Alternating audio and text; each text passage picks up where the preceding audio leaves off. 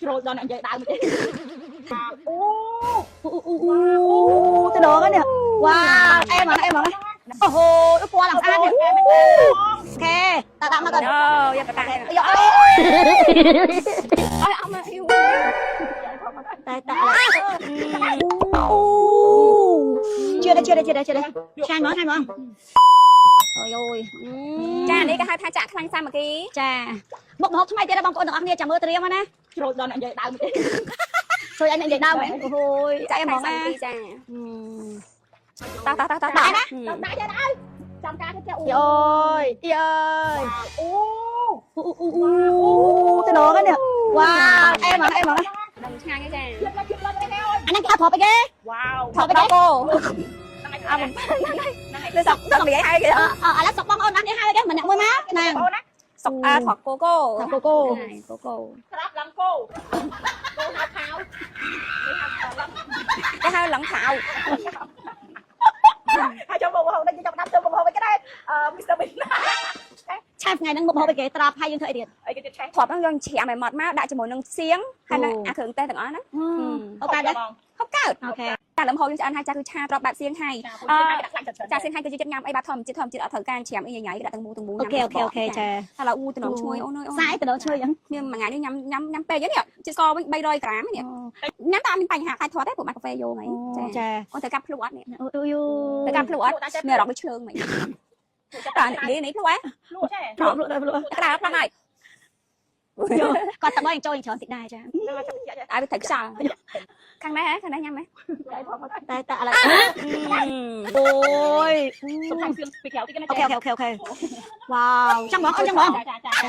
អូចេះចេះនេះ មិនកាដល់ទៅអូជឿđâyឆាញ់មក rồi đòn anh vậy đau một tí. ទៅដូរcái nè. Wow, em hả? Ồ hồ, nó qua làm sao nè. Ok, tao nó tao. យកកតា Ôi អើយông mà yêu តែជឿđây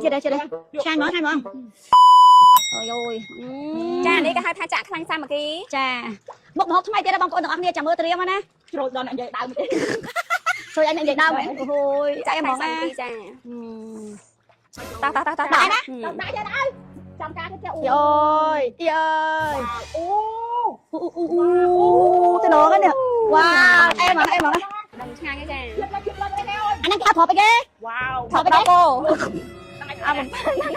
ទៅសុកនិយាយហើយគេ ឥឡូវសុកបងអូនអត់នេះហើយគេម្នាក់មួយមកណា អូនណា សុកថតគោគោ កូ ស្រាប់ឡើងគោគោហៅខោ គេហៅឡងខោ ហើយចូលមកហៅនេះចាប់ដាក់ទៅមកហៅវិញក៏ដែរMr. Bean ឆាប់ថ្ងៃហ្នឹងមុខម្ហូបគេត្រាប់ហើយយើងធ្វើអីទៀត អីគេទៀតឆេះ ថតហ្នឹងយើងច្រាមឲ្យម៉ត់មកដាក់ជាមួយនឹងសៀងហើយនឹងអាគ្រឿងទេសទាំងអស់ហ្នឹង អូកាដែរ ហូបកើត អូខេ តែលំហូរយើងឆ្អិនហើយចាគឺឆាត្របបែបសៀងហើយ ចាសៀងហើយគឺជាចិត្តញ៉ាំអីបែបធម្មជាតិអត់ត្រូវការច្រាមអីញ៉ៃដាក់ទាំងមូទាំងមូ អូខេ